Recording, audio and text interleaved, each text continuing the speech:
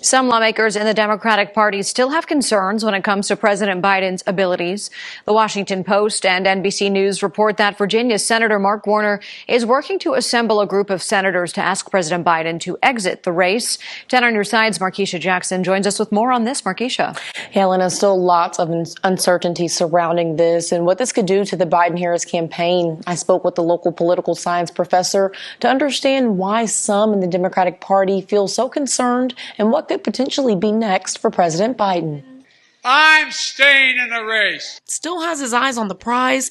Some of his Democratic Party members, on the other hand, are not so sure. And that's causing people like Senator Warner to really start thinking about options because of all the uncertainty. According to the Washington Post, Virginia Democratic Senator Mark Warner is attempting to assemble a group of Democratic senators to ask the president to exit the race. It's not out of the kind of realm of possibilities for this to have occurred. Old Dominion University political science professor Dr. Benjamin Molesky says after a shaky debate performance, some Democrats aren't sure that Biden can run a campaign that could beat his challenger, former President Donald Trump, while others, like Virginia Senator Tim Kaine, told 10 on your side he believes he can. Joe Biden says to me, "I've got this," I believe him, because he has never once done anything that would make me question his patriotism or judgment. Dr. Molesky says a group of senators possibly addressing Biden directly could be the push that brings this all to a head, as there is no time to waste. There is potential that a president, can turn around a poor debate performance. Stepping away from the election, it's a bit of kind of uncharted waters at this close to the election event, especially this close to the nominating conventions. And something to keep in mind, the Democratic convention will be held in August, with the Republican convention happening in about 2 weeks. So experts believe a decision could happen sooner rather than later. Now, you probably heard we had a little debate last week. Can't say it was my best performance. But ever since then, there's been a lot of speculation. What's Joe going to do? Is he going to stay in the race? Is he going to drop out? What's he going to do? Well, here's my answer. I am running and going to win again. I'm staying in the race. I'll beat Donald Trump. I will beat him again in 2020. By the way, we're going to do it again in 2024. Good evening, I'm back. I'm your host, Jack Remington, the Jack Remington Political Analyst Channel. Today is part 2 of 3 parts of where we're at with the presidential election cycle of 2024. So this part is titled, The Democrat Dilemma with Joe Biden / Cackle Harris. I'm going to call her Cackle Harris because that's all she does is cackle. I know she was told to do that, not to upstage Joe Biden, but she could have done other things to prove any worthiness, and she has failed to do so. Not only as vice president, but she was our horrible senator here in California where I'm at, and she got destroyed by Tulsi Gabbard in that Democrat debate, and that should have been the end of her. As we all know, they had other means, and she's impeachment insurance if nothing else. I won't spend too much time on that. We'll cover that in future videos. I got 3 quick notes to update on from the previous video. I had to redo my script because Joe Biden has told us what he is intending to do. We didn't know what Joe wanted. We knew what Joe Biden wanted, but until today, we weren't sure about Joe. Now we know he's going to go for broke. He's going to beat him again in 2020. Heard it yourselves. So 4 quick notes here to update information I had in my last video. The first one is, and I got 2 emails. What do you mean this Donald Trump? You're mad. He should have destroyed, demolished Crooked Joe. Well, that's by design, folks. Donald Trump's playing 3D chess. He did not want to seem to be a bully against a feeble old man who didn't get convicted of what he did, the documents case. Jack Ma, the special prosecutor appointed by Merrick Garland, turned out to say, hey, look, he's a feeble old man. He doesn't remember what he did. And even though he illegally took those documents as a vice president under Barack Obama and the senator in Delaware, only the president's allowed to take it. But yet Trump is going to get convicted, and Joe Biden escapes at the gate. So we see, and that's part of my second note, lawfare. In 1977, I told you we had a very different country. Well, we didn't have lawfare back then. It was easily defended if they had tried that. But like I said, the Democrats have done their homework the last 40 to 45 years. Change a rule here, add a rule there. Do an administrative change here, a lawmaker there. I'm telling you, brick by brick, inch by inch. And we got the shit show we got today. That's the Democrats' latest weapon, and we didn't have in 1977. It is a very different country. And no one seems to want to do anything about it. The Republicans are, oh, don't come after me next. And a bunch of freaking cowards. And this is not in the video. I'm just telling people that a lot of Republicans are freaking cowards. They're like the Democrats. They just want power. They want to get their cushy job and make their big money. And they don't want to get involved. They think if they get involved, they're at risk of losing their big job. The third note I want to make here is the Jimmy Kimmel video got taken down. So at least I'm getting noticed. But they did leave up the first 7 seconds where he's making the inflection or deflection, whatever you want to call it. My next guest $130,000 to show up or something like that. He was referring to $130,000 payoff that Michael Cohen paid Stormy Daniels in 2015. I was going to take that part out myself through the editing process. I thought, no, I'm going to leave it up there. But Jimmy Kimmel, he noticed my video. That's a good sign for his channel. The fourth note I want to put was that I got an email, and it was from the same person that she says she emailed me 6 months ago. I don't remember, and I don't have time to look it up. Donald Trump guilty because he did write that check. I tried to explain to her it's called nuisance suits, okay? Far more men than women write nuisance suits. And then the second half of this fourth note here is the patent trolls. I'll get that in a second. Frank Sinatra, Joey Bishop, Sammy Davis Jr., Morgan Freeman, Sylvester Stallone, Arnold Schwarzenegger, you name the star. They've had to pay off some broad or pay off some gay guy or Rock Hudson. Oh, they tried to pick me up or he looked at me wrong. You know, they just wrote him a check. So there's many reasons why men write nuisance suits. They get rid of these people. And you know I'm not a Barack Obama fan, but he did do a lot of good by getting rid of these patent trolls, made it much tougher on them. There's only one main office in this country. It's in Arlington, it's in Northern Virginia, and it's the United States Patent Office. And they would find out on the website, they would find out through the briefs, they would find out somehow that so-and-so's submitted software, and they're from Oklahoma, they're from Washington State, they're from California, they're from Maine, they're from Pennsylvania. They would write to the CEO of the company, hey, you didn't admit that software, we did. We're gonna protest your claim, and we're gonna uphold your claim. Well, that's money lost. You can't get your patent in a timely fashion. You can't market your product. And they would say, send us a check for $150,000 or $250,000 and we'll go away. Well, that's called patent trolls. And Obama knocked the hell out of them, and rightfully so. And then what Barack Obama didn't finish up, Donald Trump did.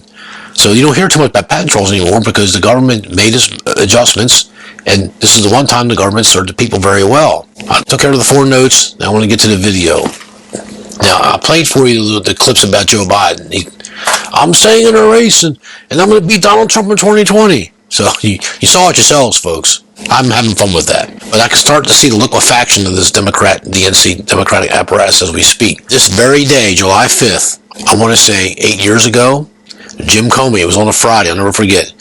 No reasonable prosecutor would prosecute Hillary Clinton for having 33,000 emails and 3,000 classified emails on her private personal server in her personal home in Massapequa, New York, wherever else she was living. And while she was dangerously and carelessly reckless, no prosecutor in our political party today was a prosecutor.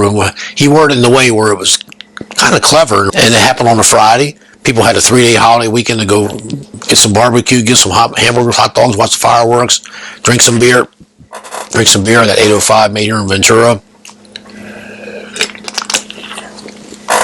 Only have one beer a night at the max. Anyway, people go home and it's business as usual. Maybe it's Monday, Tuesday, maybe Wednesday. But this Friday, after this debate debacle between Joe Biden and Donald Trump, it's all hands on deck. They're all in the office. They were all in Annandale, Virginia, Northern Virginia, Fairfax County, Fairfax Station, where my dear friend Joe Luton was a senior United Airlines captain pilot. The Spence family, I spent many years with them when things were good. I loved Fairfax Station, Virginia, Western Virginia. It's a great area of the country. That's where they're at. And they're all phoning each other, emailing each other. And who is competing for the presidency right now? Now, we know one side, we got Donald Trump. Okay. Forget Donald Trump for a second here. What would you say if I told you that it's a three-way fight on the Democrat side for the battle to the death is a political metaphor? What would you say if I told you there's three factions really fighting hard that have everything to gain, but also everything to lose too? Okay, the first belligerent we know is Joe Biden. The Flying on Air Force One, Helicopter One, personal staff just for her. She gets taken wherever she wants, wherever she goes. I understand that the staffers to get some kind of nominal salary or a stipend or whatever. She gets no money per se, but she's going to get the book deals. She's going to get everything she wants, and we all understand why a woman loves to be first lady. But the second belligerent I want to talk about is very important here. It's the cabal I talk about a lot, and I bet you about a lot. It's the people that are really running the country. And now they got to admit it. Okay, they lied about it and masked it. And let me throw this in really quick. I won't diverge much here. When they keep saying, now the mask is off, why did the mainstream media cover up this Joe Biden's condition? See, they don't want to take responsibility. They've all known it all along. They knew it back in 2019, 2020. They didn't care. The top guy is running the country, and it's got this cabal running, is Barack Hussein Obama. I know you don't want to understand that. I know you think I'm just talking smack.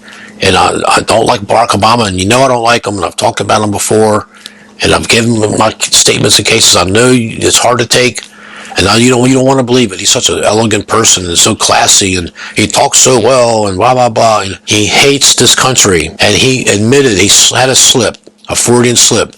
I'm going to transform America. Well, he meant it. He's done it, okay? Number two, the second person that's directly under Barack Obama is Ron Klain. He worked for Obama, and then now he was Joe Biden's first chief of staff. He's still on the payroll. Okay, the role has not been determined on the research I've done the last couple of days. The third person is the current Joe Biden chief of staff, and that's Jeff Zients. He's supposed to be a formidable opponent. He's supposed to have a lot on the ball. Number four, Michael Donnellan. He's a chief White House strategist, and he's supposed to be a formidable strategist. He's the Lee Atwater for the Democrat Party. Lee Atwater saved Ronald Reagan and George H.W. Bush, Poppy Bush. This guy's in that league. And the fifth person is Vignet Rede. He's a speechwriter, but he also sits in on other things. He helps wherever he can. And he supposedly works 16, 17-hour days. So in other words, they're working around the clock. And this weekend, you would think they're doing what I'm doing, and watching a movie, walking the dog, watching the fireworks. It's all hands on deck. They got to get this solved because time is running out. Now, the third belligerent, and actually has a rule of law on her side, is Kamala Harris. I got a good script here, but the video's too long already. I'm going to cut some of this out to skip over some of this. But you got to remember, Joe Biden, he was getting shut out. He was getting skunked in his primaries in 2020. Pete Buttigieg, that gay guy from South Bend, Indiana, him and Bernie tied a couple of them, and then I think Buttigieg won the third primary. And I think, I'm not going to have a gay president. In a weird way, I was rooting for Joe Biden because I wanted to get rid of Pete Buttigieg and Kamala Harris. California had been pissing and moaning and bitching for years that we're on the West Coast. It's not our fault. We're 3 hours away, and we're the biggest state, and they'll make us go last so we don't dominate everything.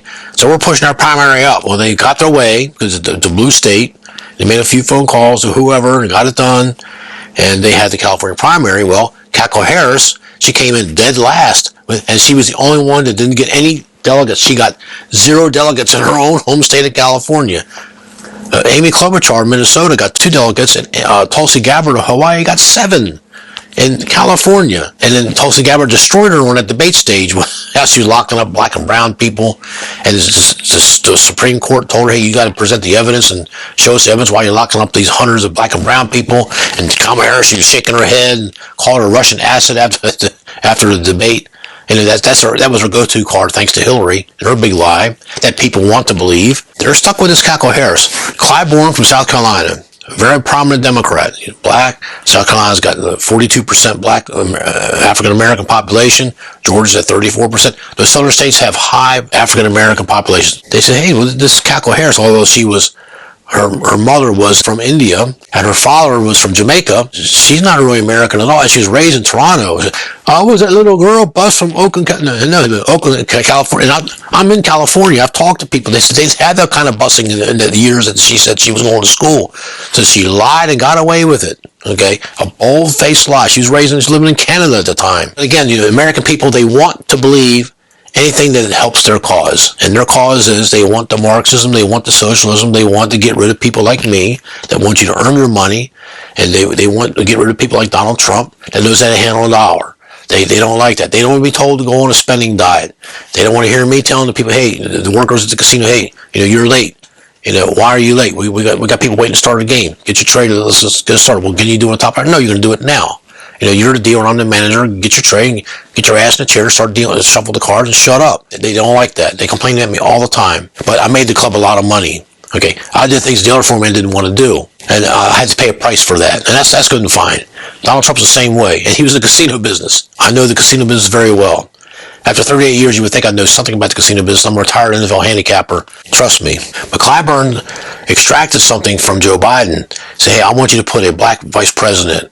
Now, I don't remember him saying female. Maybe he did, maybe he didn't. But I remember him saying I want a deal for I can throw you South Carolina support. Because we're going to vote for this Buttigieg guy, the first gay president, whatever. And then they were trying to push Bernie aside. And Bernie Sanders is another fool. He is registered as an independent, but he always caucuses with the Democrats. Why is that? Well, the Democrats are the Marxist party now. Okay, when he first joined the Senate, he's our senior senator, any other senator, with the guy from Grassley from Iowa, 1 or 2 years behind him. It's close.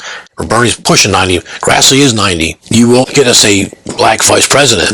And Joe Biden agreed to it. Well, and they killed 3 birds with 1 stone by picking Kamala Harris. Black, she represents black people. Female, her top job, impeachment insurance. Because her poll numbers were worse than both Dick Cheney under George W. Bush and Dan Quayle under Poppy Bush. She's in the mid-teens. I mean, that's unheard of. At least Dan Quayle was at 19-20% most of the time. And when he'd run it all potato-y, I'd spell my potato with potato-y, he would just say stupid things. And he got down to 17%, wherever it was. But this Kamala Harris is at 15, 14, 13. I mean, it's incredible. I mean, I had to look at it twice to make sure I was reading the right poll.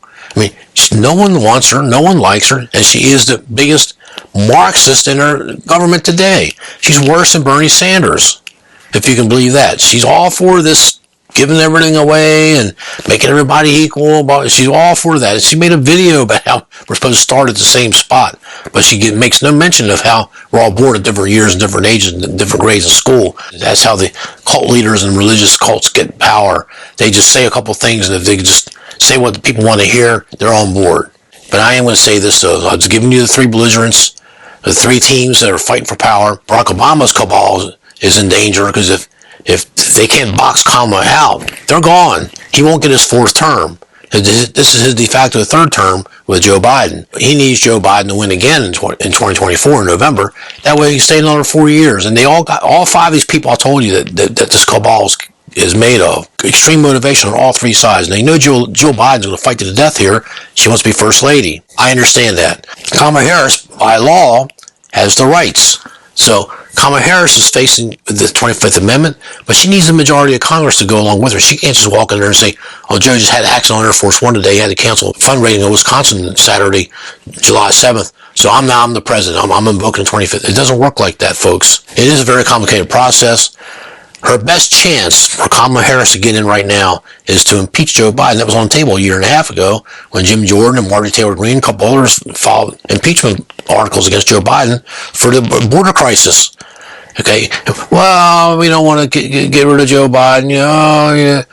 But now when people on the inside saw Joe really slipping and the polls Trump was gaining steam, this is just my speculation here, so just my opinion, they saw a way out, and hey, Joe, you need to go. I'm not going, right? Oh, your son Hunter Biden always got a gun charge, always got this, and got and they're putting the pressure on his son, thinking maybe he will go then. Well, you know what? Apparently, Jill and Joe want power so bad they'll throw Hunter Biden under the bus, which is not a bad thing in itself. Not that he doesn't deserve what he gets, because he certainly does. That creep, he shagged his brother's widow. Okay, what kind of piece of crap does that? So I believe me, and he lives 20 miles from me. Just over the LA County line. He's not far from RFK Jr. Maybe they're both smoking pot together now, and they're sharing women, because I know that RFK Jr., he surrounds himself with women. He's got that sex addiction. He admitted on that Tucker Carlson show. So go watch that and hear it for yourself. Don't listen to me. So they put the pressure on Joe Biden. And they put a little bit of pressure about the documents case, but they got him off of it because she had to get off the pot time, and they had to convict him or keep going. And Biden seemed to recover.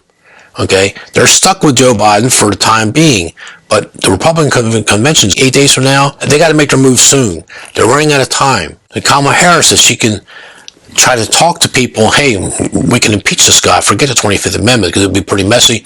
And if she was the nominee, the people, rightfully so, were thinking it's going to hurt her, and it would. Her one demographic that I got to mention here was, my computer keeps blinking off. Kamala Harris, her main and only demographic that she's ahead in is the African American and black female voters in this country. January this year, her favorability was 87.5% back then. Okay, it's now up to 92.5%. It's Barack Obama numbers. Black voters are the crux of the Democrat Party. If they all stayed home on any election, they would never win another election the way it is. They would have to depend on these white suburban soccer moms that they're the most fickle creature on the planet and have been since day one. Adam and Eve days. And her best shot is to get Joe Biden impeached. Now, if the Republicans have any savvy, any survival skills whatsoever, because they have been used to snatching defeat from the jaws of victory since I've been following politics, since Trump came on board, okay? They would rather blow up the country and lose than let Donald Trump get that wall. That's what happened with Paul Ryan, with the Republican Congress. And culture kept bitching, well, Donald Trump, tax cuts? That's what the Republicans wanted. They wanted tax. They didn't care about the wall. They don't want no wall. They want to get the cheap labor. Or Tim Ryan's from Wisconsin, the meatpacking plants, or Hormel, all these places. They want the illegals. They pay them nothing. You know, Paul Ryan was behind it. They were his donors. But he got a job at Fox News, and he still badmouths Donald Trump because Donald Trump hurt his pocketbook. And I got to say this, I'll close the video with this because I'll do part 3 tomorrow. These politicians, both sides, Republican, Democrat, and the few independents. Okay, Bernie Sanders got 3 homes, and I understand he's got a couple homes that are put in one his daughter's name, one his son's name.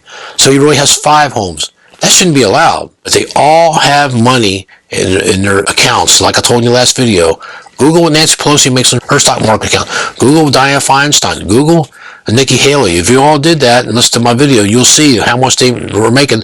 And it's 80% defense stocks. McDonnell Douglas, Bell Helicopter, Boeing, any defense contractor that has nothing to do with defense. Halliburton, Dick Cheney.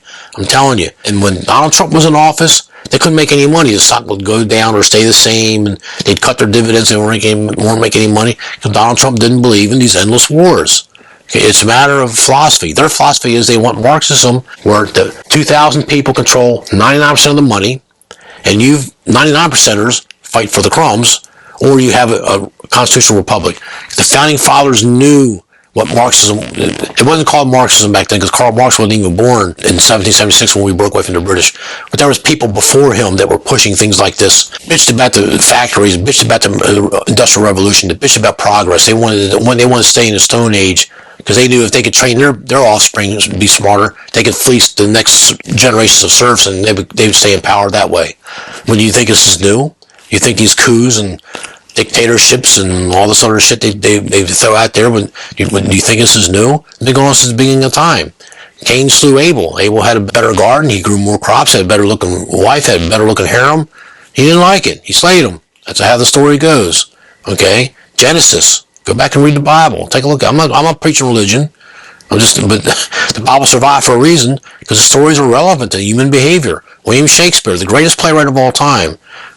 Go read Macbeth. I have Shakespeare in my catalog up here. I should have brought it down for this video to show it to you. Why has he survived? Why? He wasn't a wealthy man. He wasn't poor, but he wasn't wealthy. But he was respected. Ludwig von Beethoven, the Viennese guy from Vienna or Austria, one of the greatest composers of all time. They had a talent.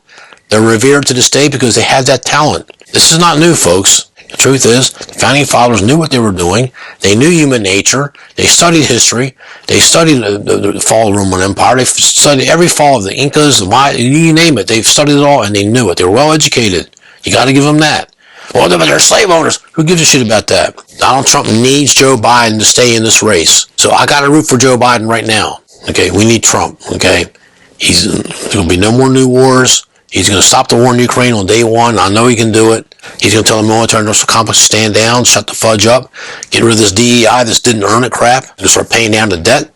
And he's still going to give us some tax breaks. He's going to extend those tax breaks to Representative Schweiker of Arizona talked about. That's got him in trouble. Schweiker was right. So Joe Biden wants to do away with his tax cuts because that way there's more income coming in. You're losing your tax bracket status. I mean, the Democrats are sneaky, man. See, at least the Republicans are, I mean, they may be cowards, but they're not as sneaky. I'll close the video with that. Stay tuned for part 3, the final part tomorrow. And tomorrow we're going to talk about what are their options, really. I mean, I told you the players today. I was supposed to tell you what the options are, but the video is too long. So tomorrow we'll go over the options. Thank you, folks. God bless you. Always great day to be an American. And stay tuned for the next video. Thank you.